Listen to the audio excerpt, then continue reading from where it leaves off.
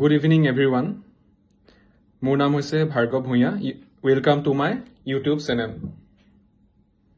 তো এইখিনিতে আপোনালোকক মই এটা ষ্টৰী শ্বেয়াৰ কৰিব বিচাৰিছোঁ. তো এখন দেশত এজন ৰজা আছিল, যিজনৰ নাম আছিল ধীৰাজ কুমাৰ.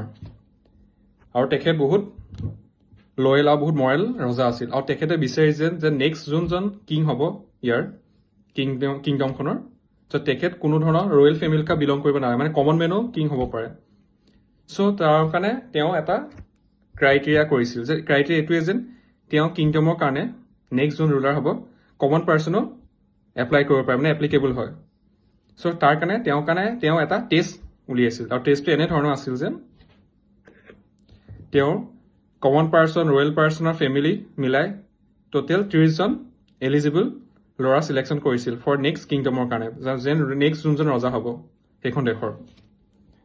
এতিয়া 30জন কেণ্ডিডেট আহিছিল ফৰ সেই এক্সামটোৰ কাৰণে. যোনজন ৰজাই যোনটো ক্ৰিয়েট কৰিছিল যে নেক্সট যোনজন ৰজা হ'ব সেই এক্সামটোৰ কাৰণে 30জন ল'ৰা আহিছিল. আৰু সেই 30জনৰ ভিতৰত 12জন ফ্ৰম ৰয়েল ফেমিলিৰ পৰা বিলং কৰে আৰু আদাৰ 18জন ফ্ৰম কমন ফেমিলিৰ পৰা বিলং কৰে, নৰ্মেল ফেমিলিৰ পৰা বিলং কৰে.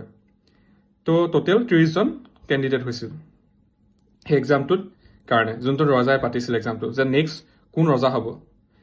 আৰু এক্সামটো এনেধৰণৰ আছিল যে ৰজাই প্ৰত্যেককে এটা এটা ছিট দিছিল, এটা, আৰু ছিটটো মানে এটা গছৰ এটা গুটি দিছিল. আৰু এই গছৰ গুটিটো প্ৰত্যেককে দি পেলাই কৈছিল যে আফটাৰ 1 year তোমালোকে এই গুটিটো লৈ আহিব লাগিব, গছৰ যোনটো ছিটটো.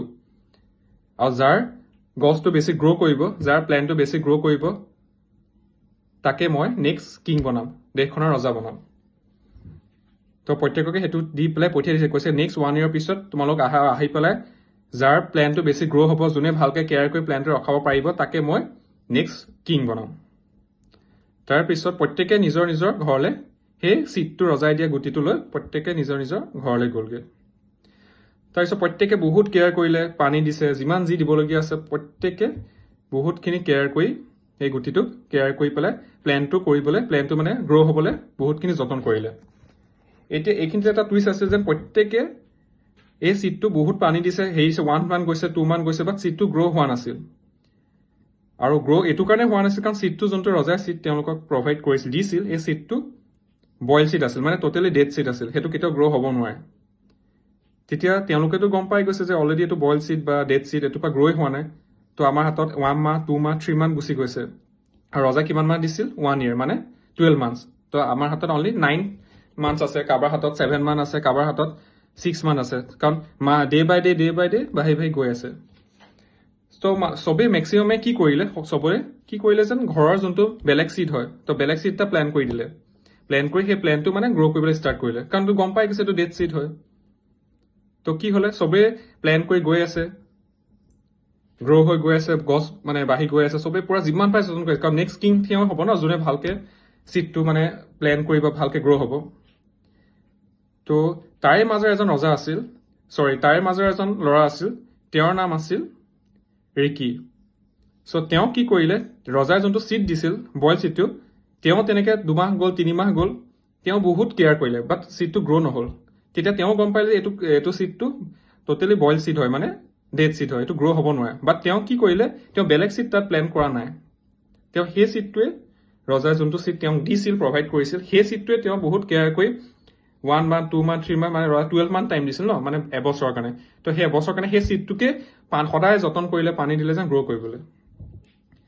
লাষ্টত এতিয়া ফাইনেল ডে আহি গৈছে, মানে 12 month কমপ্লিট হৈ গ'ল, 1 year.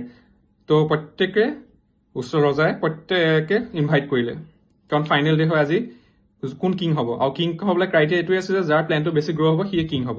তো প্ৰত্যেকে ছিটটো লৈ ৰজাৰ ওচৰলৈ আহিলে.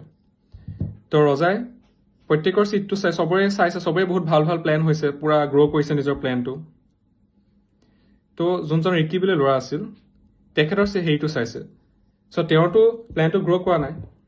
কিহৰ কাৰণে কৰা নাই? কাৰণ তেওঁতো অলৰেডি ডেড ছিট আছিল. তো ৰজাই সেইখিনিতে ক'লে যেন মইতো চবকে যেতিয়া দিয়া হৈছিল ছিটটো, চবকেতো মই ডেড ছিট দিছিলোঁ, বইল ছিট দিছিলোঁ. তো তোমালোকৰ প্লেনটো কেনেকৈ গ্ৰ' কৰিলে, তাৰ প্লেনটো কিয় গ্ৰ' কৰা নাই?